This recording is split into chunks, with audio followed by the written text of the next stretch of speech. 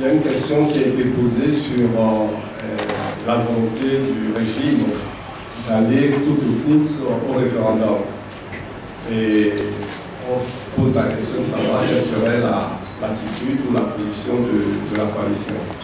Je vais simplement vous rappeler que depuis 2 mois et demi passés que les manifestations ont débuté, nous n'avons jamais entendu le chef de l'État s'exprimer sur la crise. Lorsqu'il a décidé d'en parler un peu, sachant qu'il a 2 casquettes, il a la casquette de chef de l'État et il a également la casquette de président d'un parti politique.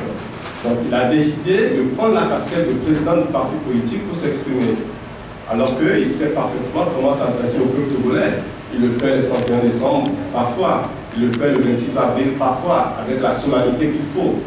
Donc la manière dont on parle d'un sujet montre également l'importance qu'on accorde à ce sujet-là. Visiblement, et quand c'est fait de manière décontractée entre amis dans une fête privée, et ça montre l'importance qu'on accorde à la crise qu'il y a au Togo.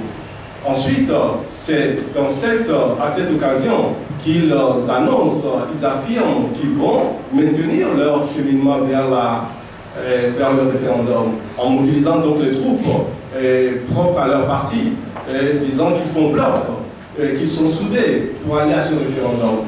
Je pense que la grande majorité des Togolais, ils les trouveront sur leur route. Parce que personne n'en veut de ce référendum au Togo.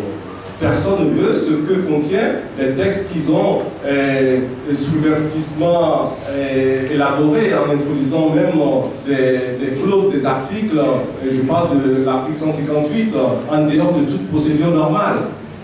Ce sont des règles qui ne sont pas respectées et aucun Togolais, en tout cas pas ceux qui sont dans la rue depuis plusieurs mois, aucun Togolais ne va accepter que son droit et sa dignité soient foulés aux pieds, simplement parce qu'il y a quelques personnes qui décident de fonctionner comme ça au Togo.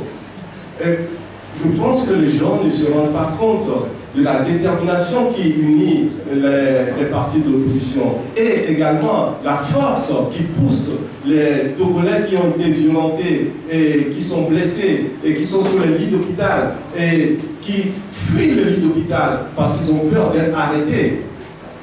Eh bien, cette détermination-là, je ne pense pas que ce soit un congrès de parti qui va faire faiblir l'engagement à aller jusqu'au bout. Et ça, la coalition, elle est absolument ferme sur cette question. Mais la manière dont les choses vont se passer, eh bien, l'histoire nous racontera ça.